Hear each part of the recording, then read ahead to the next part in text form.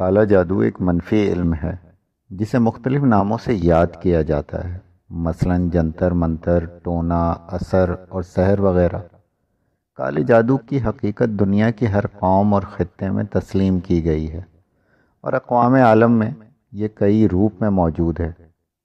دراصل روز اول سے ہی انسان نے اپنے آپ کو خوف و خطر میں گھیرا ہوا پایا، چنانچہ اپنی حفاظت اور بچاؤ کے لیے اس نے طرح طرح کے اقدام کیے، اجتماعی زندگی کو اپنایا، چار دیواری اور مکان کا سہارا لیا، جسمانی، روحانی اور نفسیاتی بیماریوں سے نجات حاصل کرنے کے لیے مختلف علاج دریافت کیے۔ یہی نہیں بلکہ بے رحم اور سرکش اور پراسرار مخلوق سے محفوظ رکھنے کی خاطر جادو، ٹونے اور جنتر منتر بھی ایجاد کیے۔ اصل میں وہ وقت اور حالات کو اپنے تصورات اور مرضی کے مطابق ڈھالنا چاہتا تھا، اپنی کامیابی کے لیے فوری اور آسان راستے کا متلاشی تھا، اسی لیے نام نہاد جادو ٹونے کے چکر میں اپنی دولت برباد کرنے لگا۔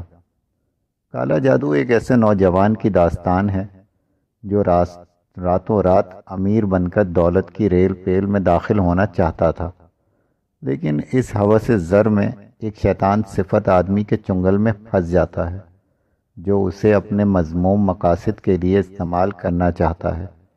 انکار کی صورت میں وہ قاتل بن جاتا ہے، پھانسی کے تختے تک جا پہنچتا ہے اور پھر کسی طرح پھانسی سے بچ جاتا ہے تو والدین سے محروم ہو کر در بدر کی ٹھوکریں کھاتا ہے۔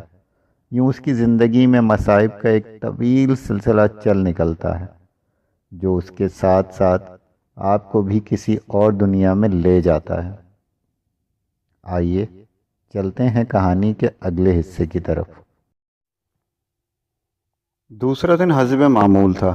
صبح کا ناشتہ میں نے رغبت سے کر لیا تھا، کسی اور نے مجھ سے کوئی ملاقات نہیں کی تھی، لیکن دوپہر کو 12:30 بجے کے قریب میری ملاقات آئی اور مجھے کچھ لوگوں کا سایہ نظر آیا اور مجھے ان کے سامنے پہنچا دیا گیا۔ فریحہ، ریحانہ بیگم اور سرفراز تھے۔ ان سب کی آنکھوں میں میرے لیے رحم، ہمدردی کے آثار تھے۔ ریحانہ بیگم کی آنکھیں تو آنسوؤں سے بھیگ رہی تھیں۔ فریحہ مجھے عجیب نگاہوں سے دیکھ رہی تھی۔ ریحانہ بیگم کہنے لگی، مسعود بیٹے، اپنے اہل خاندان کا پتہ بتاؤ، ہم ان سے مل کر ان کی مشکلات کا حل بھی تلاش کریں گے۔ میں نے ریحانہ بیگم سے کہا، نہیں آنٹی، آپ یہ سب نہ کریں، میرے بارے میں مناسب سمجھیں تو آپ شاہ صاحب سے تفصیلات معلوم کریں۔ آپ کو علم ہو جائے گا کہ میرے خاندان کا مجھ سے دور رہنا کس قدر ضروری ہے۔ وہ لوگ بہرطور مجھے صبر کر لیں گے، لیکن میری وجہ سے اگر وہ مشکلات کا شکار ہوئے تو میں خود کو معاف نہیں کر سکوں گا۔ ہم جان کی بازی لگا دیں گے، تم فکر مت کرو۔ ٹھیک ہے، کوئی بات نہیں، شاہ صاحب سے ملاقات کر لیں گے ہم۔ اور ہاں، یہ بتاؤ تمہارے لیے اور کیا کیا جا سکتا ہے؟ کسی چیز کی ضرورت ہو تو بتا دو۔ میری دعائیں ہیں کہ آپ سب لوگ خوش رہیں۔ میں جس عذاب کا شکار ہوں اس سے نکالنا آپ کے بس کی بات نہیں، بس ہو سکے تو میرے لیے دعا کریں۔ خیر، یہ تمہارا اپنا خیال ہے، ہم کچھ کرنے کے بعد ہی تمہارے پاس واپس آئیں گے۔ آرام سے رہو، اور اگر ہو سکے تو اللہ کے بعد ہم پر اعتبار کر لو۔ ہم تمہارے لیے یقینی طور پر وہ سب کچھ کریں گے جو ہمارے بس میں ہوگا۔ وہ لوگ چلے گئے اور میں ان اچھے لوگوں کے بارے میں سوچنے لگا، بھلا میں نے کیا کیا تھا؟ میں تو اپنے ہی عذاب میں گرفتار تھا، اور کیا ضروری تھا کہ وہاں اگر میں سرفراز کی حیثیت قبول بھی کر لیتا تو ان ساری مصیبتوں سے محفوظ رہ جاتا؟ ناممکن ہی تھا، ایک طرح سے ناممکن ہی تھا، کیونکہ بھوریا چرن مجھے ضرور تلاش کر لیتا۔ چند روز مزید یہاں رہنا پڑا، اور پھر ایک دن جیل کی گاڑی آئی اور مجھے اس میں بٹھا کر جیل پہنچا دیا گیا۔ گویا جیل دوسرے شہر کی تھی، لیکن جیلوں سے مختلف نہیں تھی۔ یہاں بھی غالباً میرے بارے میں رپورٹ دے دی گئی تھی کہ میں نے جیل میں بھی ایک قیدی کو قتل کر دیا تھا۔ چنانچہ جیلر صاحب نے جو بہت سخت انسان معلوم ہوتے تھے، پہلے تو مجھے کچھ نصیحتیں کی اور کہا کہ وہ ذرا مختلف قسم کے آدمی ہیں، میرے ہاتھ پاؤں بآسانی توڑ دیں گے اور مجھے اس قابل نہیں چھوڑیں گے کہ میں کسی کو نقصان پہنچا سکوں۔ بہتر طریقہ یہی ہے کہ میں انسانوں کی مانند یہاں رہ کر اپنی قسمت کے فیصلے کا انتظار کروں۔ میں نے گردن جھکا کر جیلر صاحب سے کہا تھا کہ انہیں مجھ سے کوئی شکایت نہیں ہوگی۔ ان دنوں میرے دل میں ایک شدید آرزو بیدار ہو رہی تھی، اور وہ یہ کہ کالے جادو کا توڑ بھی تو ہوتا ہوگا۔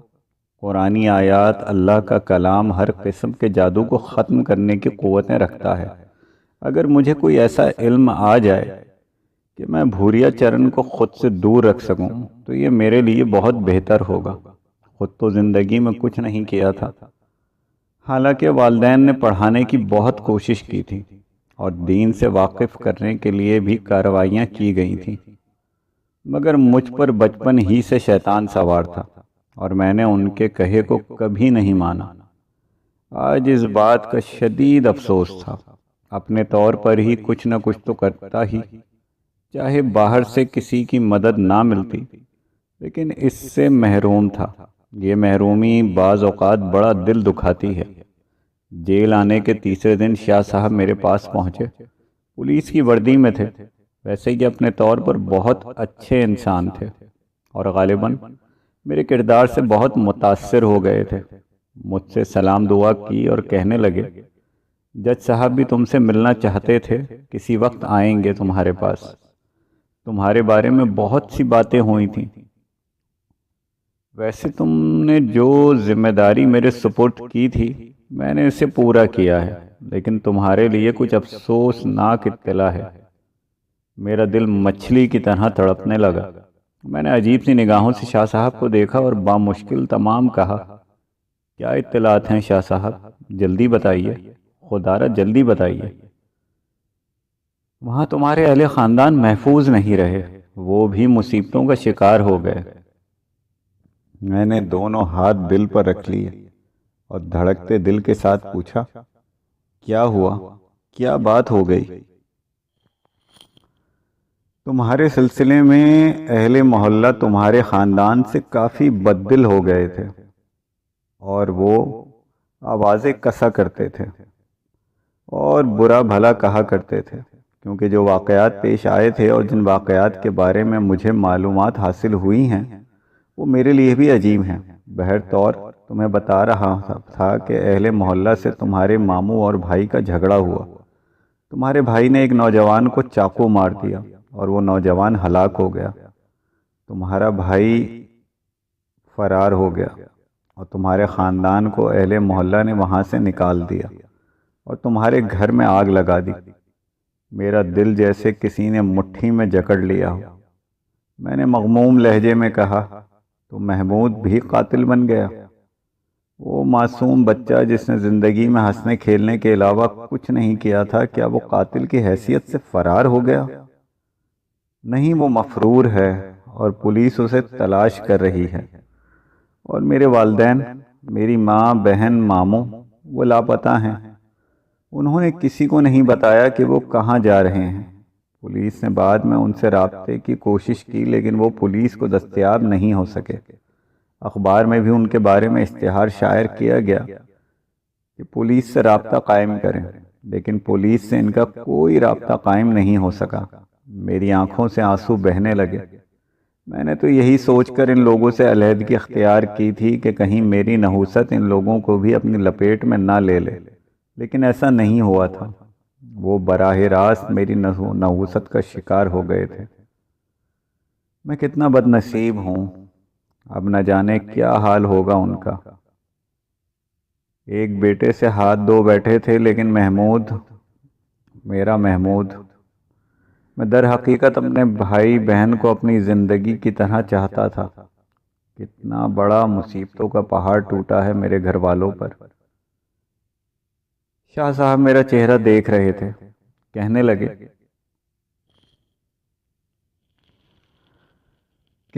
دیکھو میاں، بدقسمتی جب آتی ہے تو پوچھتی نہیں ہے کہ آگے کیا ہوگا، لیکن بالآخر ایسی قوتیں بھی ہیں انسان کو اپنی پناہ میں لے لیتی ہیں تو سارے مشکل مسئلے حل ہو جاتے ہیں۔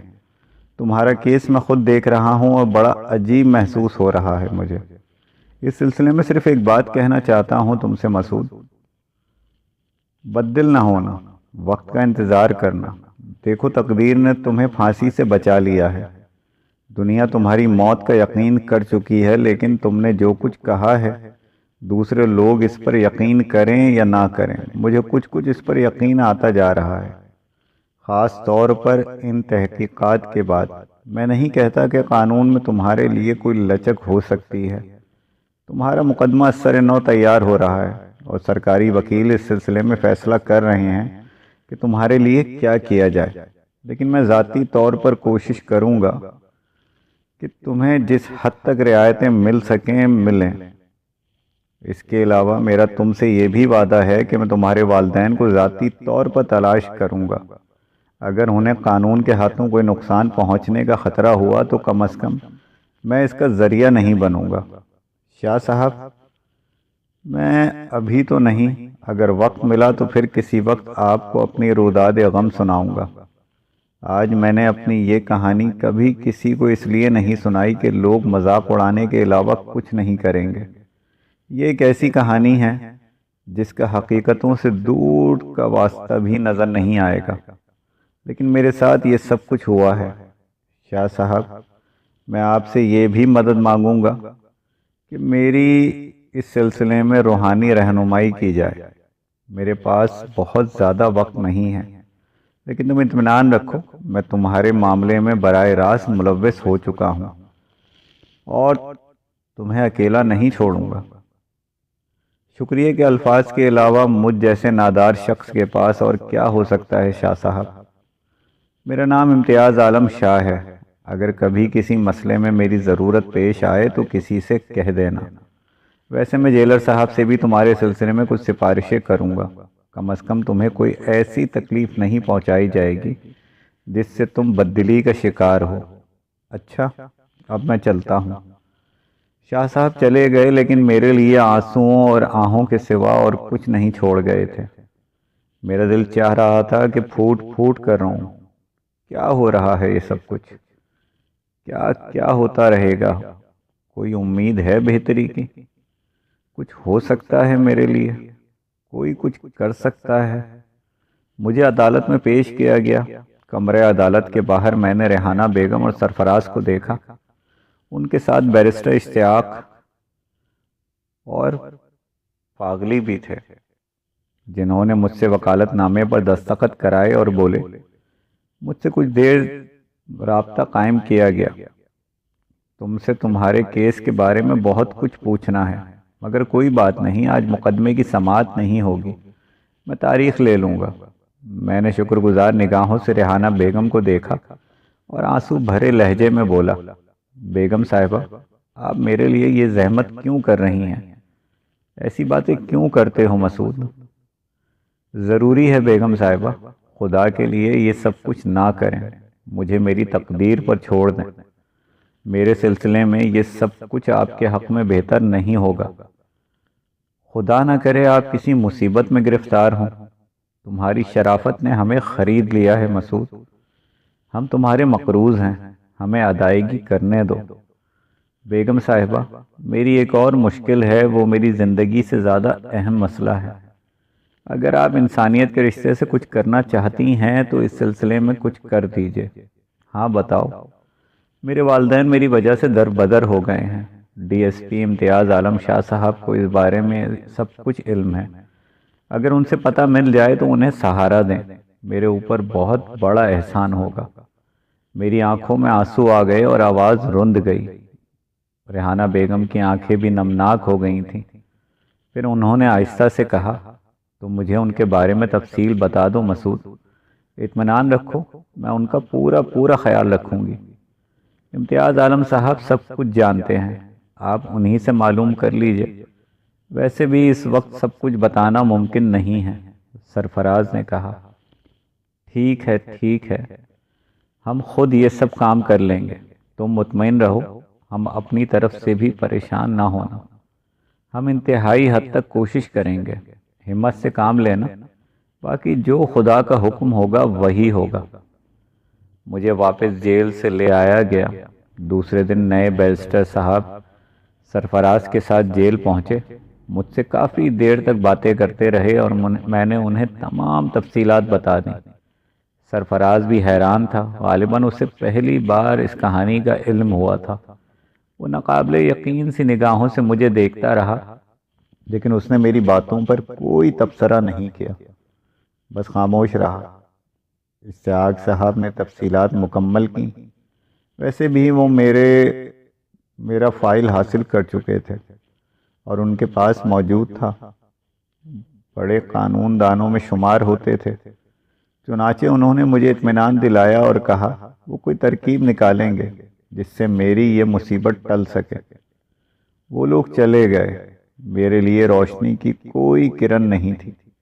یہ بیچارے اپنے طور پر کوششیں تو کر سکتے تھے، لیکن جس شیطان سے میرا واسطہ پڑا تھا اس کی چالیں انسانی چالیں نہیں تھیں، اور اس نے سفلی علوم کے مقابلے میں ان نیک لوگوں کی کوششیں بے اثر رہی تھیں۔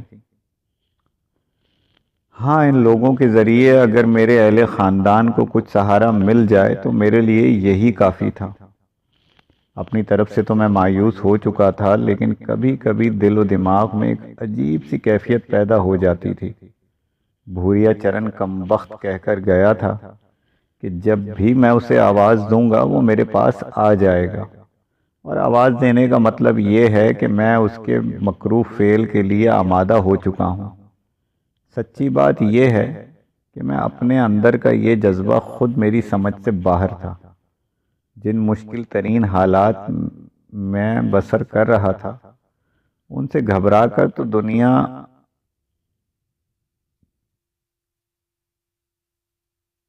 کا مکروہ سے مکروہ ترین کام بھی کیا جا سکتا تھا، لیکن نہ جانے کیوں بھوریا چرن کی بات ماننے کے لیے اندر سے آمادگی ہی نہیں پیدا ہوتی تھی۔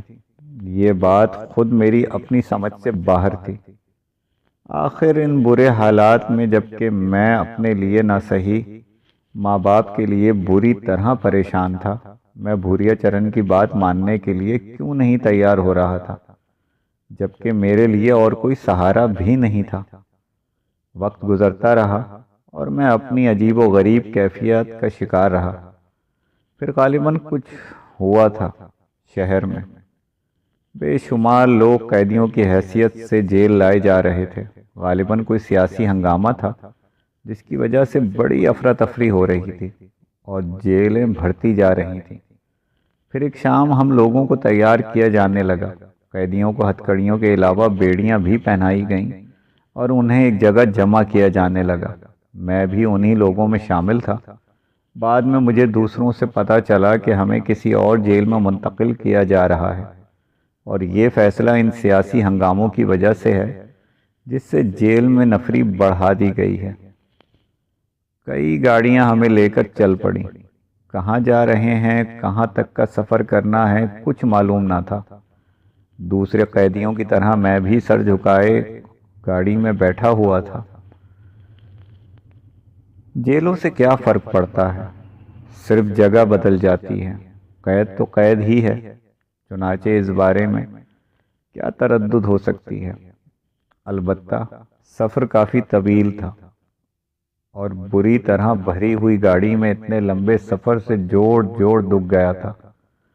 بالآخر منزل آ گئی اور قیدی نیچے اترنے لگے۔ نئی جیل کسی گرم علاقے میں تھی اور صحیح معنوں میں جیل تھی۔ کوٹریاں انتہائی بوسیدہ، دیواروں کے ٹوٹے پھوٹے پلستر، فرش میں جگہ جگہ سوراخ جن میں حشرات الارض کا بسیرا تھا۔ سخت بد مزاج لوگ تھے، یقینی طور پر ایسے موسم کے ستائے ہوئے کبھی سیدھے منہ بات نہیں کرتے تھے۔ باہر کا علاقہ سبزے سے خالی تھا۔ سیاہ ڈھنٹلوں والی بدنما جھاڑیاں البتہ وہاں نظر آتی تھیں۔ مچھروں اور دوسرے حشرات الارض نے زندگی حرام کر دی۔ نہ رات کو سکون کی نیند نصیب ہوتی تھی، نہ دن کو چین۔ صبر آزما وقت گزرتا گیا۔ اس دوران کسی سے رابطہ نہیں ہو سکا تھا۔ ہفتہ، مہینہ، پھر تقریباً 3 ماہ گزر گئے۔ زندگی سب کچھ جھیل لیتی ہے۔ جہاں ایک دن زندہ رہنے کا تصور نہ کیا جا سکے، وہاں 3 ماہ گزر چکے تھے۔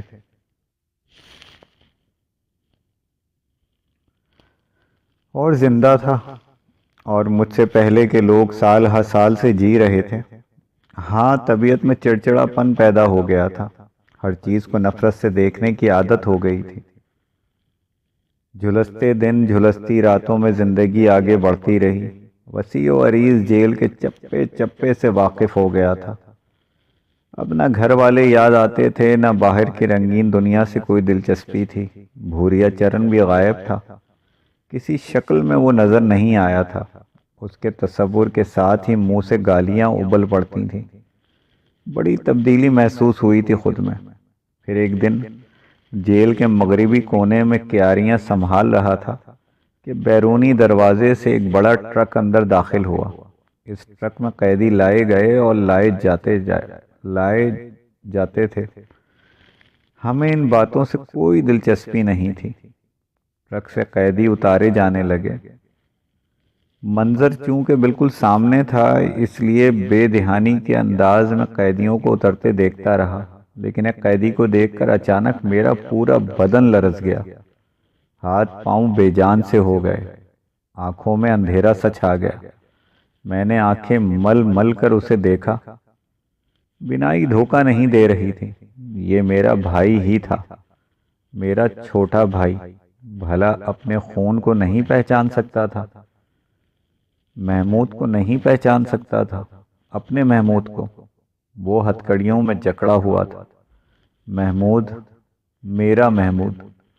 منہ سے آواز نہیں نکل رہی تھی، مگر سارا وجود مجسم آواز بن گیا تھا۔ قیدیوں کو آگے لے جایا گیا اور میری نگاہیں ان کا تعاقب کرتی رہی۔ وہ بیرک 8 کی طرف جا رہے تھے۔ یہی میری بیرک تھی۔ سپاہی قریب آ کر رک گیا اور اس نے تلخ لہجے میں کہا، آرام ہو رہا ہے؟ نہیں نہیں صاحب۔ میں فوراً ہوش میں آ گیا، کام کرنے لگا، مگر اندر سے جو کیفیت ہو رہی تھی میرا دل جانتا تھا۔ محمود گرفتار ہو گیا تھا۔ شاہ صاحب مجھے بتا چکے تھے کہ محمود کے ہاتھوں بھی قتل ہو گیا ہے۔ وہ بھی قاتل ہے اور نہ جانے اسے کیا سزا ملی ہے۔ دل سینہ توڑ کر نکل آ رہا تھا۔ نہ جانے وہ دن کیسا گزرا، کچھ اندازہ نہیں ہو سکتا تھا۔ رات کو بیرک میں آ گیا، کھانا بھی نہ کھایا گیا۔ میرے ساتھی رئیس خان نے پوچھا، کیا بات ہے مسعود، طبیعت تو ٹھیک ہے؟ ہاں۔ کھانا کیوں نہیں کھایا؟ دل نہیں چاہ رہا رئیس صاحب۔ دل؟ یہاں بھی دل ساتھ لائے ہو بھئیے؟ اس نے مسکراتے ہوئے کہا اور میں بھی مسکرایا۔ نئے قیدی آئے ہیں؟ میں نے کہا، ہاں، آتے جاتے رہتے ہیں۔ کون سی کوٹری میں رکھے گئے ہیں؟ تقسیم ہو گئے ہیں۔ کچھ ادھر بھی تو لائے گئے تھے۔ ہاں، وہ 3 کوٹریاں بھری نظر آ رہی ہیں، رئیس خان نے ایک طرف اشارہ کر کے کہا، اور میری نظریں ادھر کا طواف کرنے لگیں۔ انہی میں سے کسی میں محمود تھا، محمود جسے ساری کہانی معلوم ہوگی، امی کے بارے میں، ابو کے بارے میں، میری بہن کے بارے میں۔ دل تڑپ رہا تھا۔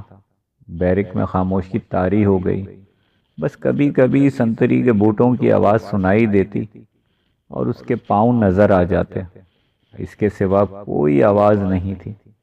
دل میں خیال آیا، کیا محمود سزائے موت کا مجرم ہے؟ قتل کے نتیجے میں اس کی توقع تو کی جا سکتی تھی۔ اسے کیا سزا دی گئی ہے؟ کیا میں ہمیشہ کے لیے اپنے بھائی سے محروم ہو جاؤں گا؟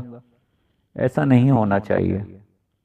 دنیا کیوں نہیں سمجھتی کہ یہ مجرموں کا گھرانہ نہیں؟ ہم مصیبت زدہ لوگ ہیں، ہمارے ساتھ یہ سلوک نہیں ہونا چاہیے۔ ہم پر رحم کیا جائے، ہمارے ساتھ انصاف کیا جائے۔ کیوں نہیں سمجھتی دنیا؟ کیا یہ کبھی نہ سمجھ پائیں گے کہ یہ سب کچھ ایک شیطان کا کیا دھرا ہے؟ ہمارا کوئی قصور نہیں ہے، وہ شیطان مجھے ایک گندے کام پر اکسانا چاہتا ہے، وہ ایک مقدس مزار کی بے حرمتی کرانا چاہتا ہے۔ میرے ہاتھ اپنے کالے جادو کو مکمل کرنے کے لیے وہ میرا سہارا طلب کر رہا ہے، اور میں اپنے عقیدے کے مطابق اس گندی کوشش میں اس کا ساتھ نہیں دے رہا۔ میرے ساتھ رحم کیوں نہیں کیا جاتا؟ یہ سب اس شیطان کے آلائے کار کیوں بن گئے ہیں؟ یہ میرا ساتھ کیوں نہیں دیتے؟ اور اگر میں شیطانیت پر اتر آؤں تو پھر یہ روتے چیختے پھریں گے۔ کوئی نہیں سوچتا جاتا میرے بارے میں، کیوں نہیں کرتے یہ کچھ میرے لیے؟ سب اس شیطان کا ساتھ دے رہے ہیں۔ آج اگر میں برائی کے راستہ اپنا لوں، اپنے دین کے راستے کو چھوڑ کر اس شیطان بھوریا چرن کا ساتھی بن جاؤں تو پھر یہ سب میرے تلوے چاٹیں گے۔ شیطانیت کا راج کیوں قائم ہو جائے گا؟ کیوں اکسایا جا رہا ہے مجھے؟ اگر محمود کو پھانسی ہو گئی اور وہ سزا پا گیا تو میں اپنے آپ پر قابو نہیں رکھ سکوں گا۔ سن لو میری بات، اگر تم نے مجھ سے میرے بھائی چھین لیا تو میں تم سے تمہاری زندگی چھین لوں گا۔ آخر میں بھی تو انسان ہوں، میرے بھی جذبات ہیں، میں بھی غلط راستوں پر نکل سکتا ہوں۔ روکو مجھے غلط راستوں پر جانے سے۔ لیکن یہ دل کی خاموش چیخیں تھیں جنہیں سننے والا کوئی نہیں تھا۔ اس روئے زمین پر کوئی نہیں سنے گا میری بات، مجھے اپنی بات سنانی پڑے گی اور ان لوگوں کو عمل کر کے پھر دکھانا پڑے گا۔ جذبات کے یہ بول ان کے کانوں تک نہیں پہنچیں گے، کبھی نہیں پہنچیں گے۔ عمل چاہیے، عمل، ورنہ میں محمود کو ہمیشہ روتا رہ جاؤں گا۔ اتنی بے بسی اچھی نہیں ہے، مجھے محمود کے لیے کچھ کرنا ہوگا، یقیناً کچھ کرنا ہوگا۔ دل میں لہریں اٹھنے لگیں، ہاتھ پاؤں میں اکڑن سی پیدا ہو گئی۔ رئیس خان گہری نیند سو رہا تھا، کم وقت کو پتہ نہیں یہ نعمت کہاں سے مل گئی تھی۔ وہ سو جاتا تھا تو اگر اس کے جسم کا کوئی حصہ بھی کاٹ دیا جاتا تو شاید اسے صبح ہی کو اس کا پتہ چلتا۔ اتنی گہری نیند سوتا تھا وہ۔ آنکھوں میں نمی خشک ہو گئی تھی، ایک جلن سی پیدا ہو گئی تھی ان آنکھوں میں۔ دماغ میں بھی کچھ سیاہ دھبے ابھر آئے تھے جو محسوس ہو رہے تھے۔ میں پوری سنجیدگی سے سوچ رہا تھا کہ اپنے لیے میں کچھ نہ کر سکا، لیکن بھائی کے لیے ضرور مجھے کچھ کرنا ہوگا۔ دماغ میں اس وقت عجیب سی کیفیت ہو رہی تھی، چنانچہ سازشیں جنم پانے لگیں، اور جب صبح روشنی نمودار ہوئی تو میرے ذہن میں پورا پروگرام بن چکا تھا۔ اس وقت میرے وجود میں ایک نیا انسان جاگ اٹھا تھا، اور میں کم از کم اسے بھوریا چرن نہیں کہہ سکتا تھا۔ میں راستے متعین کرتا رہا، فیصلے کرتا رہا، اور میں نے اپنے وجود کے بارے میں کسی کو پتہ نہیں چلنے دیا۔ آج میں ایک زیادہ ذہین اور خود مختار انسان تھا۔ کسی قسم کی بے کسی اور بے بسی کا کوئی احساس میرے ذہن میں نہیں تھا۔ رات کو معمول کے مطابق بیرک میں آ گیا، کھانا وغیرہ بھی کھا لیا تھا۔ رئیس خان نے تبصرے بھی کیا مجھ پر کہ کل کی نسبت آج میری کیفیت بالکل درست ہے، اور میں نے قہقہہ لگا کر اس سے کہا تھا کہ بیماری روزانہ تو نہیں ہوتی۔ دن کی روشنی میں نے محمود کو دیکھا تھا، اور اس بیرک کو بھی جس میں اسے رکھا گیا تھا۔ ہر احساس، ہر خطرے سے بے نیاز ہو کر میں نے اپنے منصوبے پر عمل کرنے کا فیصلہ کر لیا تھا۔ وقت آہستہ آہستہ گزر رہا تھا، بیرکوں میں سناٹے پھیلتے چلے گئے، سنتری ڈیوٹیوں پر آ گئے، اور جیل کی دنیا خاموش ہو گئی۔ حالانکہ میں جانتا تھا کہ اس سناٹے میں ہزاروں آوازیں پوشیدہ ہیں۔ نہ جانے کتنے لوگ جاگ رہے تھے، نہ جانے کتنے لوگ رو رہے ہوں گے، لیکن یہ رونا بے آواز ہوتا تھا، ان کے صرف دل روتے تھے۔ جیل کا اندرونی حصہ تاریک تھا لیکن باہر روشنی تھی۔ رات کو ڈیوٹی والا سنتری بدستور بیرک میں گشت کرتا تھا اور اب اپنے کام کے لیے تیار تھا۔ سنتری کے قدموں کی آواز مجھے اپنی کوٹری کی طرف آتی ہوئی محسوس ہوئی تو میں ڈرامہ کرنے کے لیے تیار ہو گیا۔ میں نے اپنے دانتوں سے اپنی کلائی کاٹ لی اور اس سے خون بہنے لگا۔ تبھی میں نے اپنی جگہ سے کھسکتا ہوا سلاخوں والے دروازے کے نزدیک لیٹ گیا اور میرے حلق سے اذیت ناک کراہیں نکلنے لگی۔ البتہ میں نے اتنا شور نہیں کیا کہ دوسرے قیدی بھی سن لیں۔ تدبیر کارگر ہوئی۔ سنتری میرے پاس آ کر رک گیا۔ کیا ہوا؟ کیا بات ہے؟ اس نے پوچھا۔ کسی جانور نے کاٹ لیا ہے، سانپ لگتا تھا، اسی سوراخ میں جا گھسا ہے۔ میں نے ایک سوراخ کی طرف انگلی سے اشارہ کیا اور کلائی سامنے کر دی۔ کلائی سے بہتے ہوئے خون اور میری گھٹی گھٹی آواز نے اس کے دل میں ہمدردی جگا دی۔ اس نے جلدی سے چابی نکال کر تالا کھول دیا۔ غلطی کی تھی اس نے۔ یہاں انسانیت کی بڑی قیمت ادا کرنی پڑتی ہے۔ یہ قیمت اسے بھی ادا کرنی پڑی۔ جو ہی اس نے میرے زخم کو چہرے کے قریب کیا، میں نے اس کی گردن دبوچ لی۔ وہ گھبرا گیا مگر بیکار تھا۔ میں نے پوری قوت صرف کر دی اور اسے منہ سے آواز نکالنے کا موقع بھی نہیں دیا۔ پتہ نہیں بیچارہ مر گیا تھا یا صرف بے ہوش تھا۔ میں نے اسے بے سدھ پا کر آہستہ سے اپنی جگہ لٹا دیا اور پھر اس کے پاس موجود چابیوں کا گچھا قبضے میں لے لیا۔ باہر نکل کر میں نے تالا بند کیا اور آگے بڑھ گیا۔ دوسرا سنتری اپنا چکر پورا کر کے اسی طرف آ رہا تھا۔ میں نے بیرک کے موڑ پر اس کا استقبال کیا۔ جو ہی وہ موڑ گھوما، میرا طاقتور گھونسا اس کی ناک پر پڑا اور ناک کی چوٹ بہت سے مسئلے حل کر دیتی ہے۔ میں نے اس سے پورا فائدہ اٹھایا اور اسے گرنے نہ دیا۔ وہی گر میں نے اس پر بھی آزمایا جس سے پہلے سنتری کو سنبھالا تھا۔ جب مجھے اس کی بے حس و حرکت ہو جانے کا یقین ہو گیا تو میں نے اسے ایک تاریک جگہ لٹا دیا۔ تقدیر شاید اس وقت میری طرف سے بے نیاز تھی، کیونکہ میں اپنی پہلی کوشش میں کامیاب ہو گیا تھا۔ اس کے بعد مجھے محمود کی کوٹری کی تلاش کرنے میں دقت نہیں ہوئی۔ میں چابیوں کے گچھے کی تمام چابیاں آزمانے لگا اور ایک چابی نے اس کوٹری کا دروازہ کھول دیا۔ اندر 4 قیدی تھے جن میں ایک محمود تھا۔ اندر 4 قیدی تھے اور ان میں ایک محمود تھا۔ وہ زمین پر آرام سے سو رہا تھا۔ میں نے اسے دیکھا۔ دل میں پیار کے بہت سے پھول کھل اٹھے تھے، لیکن یہ عمل اس وقت تھا، ابھی بہت مشکل مراحل تھے۔ میں اس کے قریب بیٹھ گیا۔ پھر میں نے اس کے کان میں کے قریب ہونٹ لے جا کر سرگوشی کی۔ محمود، جاگو، جاگو محمود۔ اس کے بدن میں ہلکی سی جنبش ہوئی۔ میں نے پھٹی سے اس کا منہ بھینچ لیا۔ اس نے میری کلائی پر ہاتھ ڈال دیا۔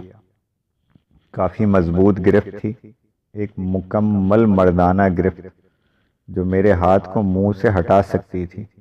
میں نے اس کے کان کے پاس سرگوشی کی۔ میرے الفاظ اس کی سماعت نے محسوس کر لیے۔ اس نے انہیں سمجھ لیا، جس کا اندازہ اس کی گرفت کے ڈھیلے پڑ جانے سے ہوا۔ وہ پھٹی پھٹی آنکھوں سے مجھے دیکھ رہا تھا۔ میں نے پھر کہا، ہوشیار ہو جاؤ محمود، یہ نہ سوچو کہ میں یہاں کیسے آ گیا، یہ سب بعد میں معلوم ہو جائے گا۔ خود کو سنبھالو، پوری طرح ہوشیار ہو جاؤ، ہمیں جیل سے فرار ہونا ہے۔ کیا تم جاگ گئے ہو؟ اس نے گردن ہلا دی اور میں نے اس کے منہ سے ہاتھ ہٹا لیا۔ وہ پھرتی سے اٹھ کر بیٹھ گیا۔ میں نے اسے ہاتھ کا سہارا دے کر کھڑا کیا۔ اس نے ایک نگاہ اپنے قریب سوئے ہوئے قیدیوں پر ڈالی اور دوسری کھلے ہوئے دروازے پر۔ پھر وہ گردن جھٹکنے لگا۔ آؤ، میں نے اس کا ہاتھ پکڑ کر دروازے کی طرف بڑھتے ہوئے کہا، اور وہ بے آواز چلتا ہوا کوٹری سے باہر نکل آیا۔ اب وہ پوری طرح مستعد نظر آ رہا تھا۔ باہر اس نے کچھ فاصلے پر پڑے ہوئے دوسرے سنتری کو دیکھا اور تیزی سے آگے بڑھ گیا۔ اس کی رائفل اٹھا لی اور ساتھ ہی کارتوس کی پیٹی بھی تھی۔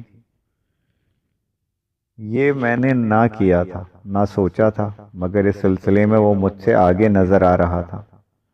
پھر ہم دونوں بے آواز قیدیوں کی کوٹھیوں کے سامنے سے گزرتے ہوئے بیرک کے دروازے کی طرف بڑھنے لگے، جس کے دوسری طرف موت بھی تھی اور زندگی بھی۔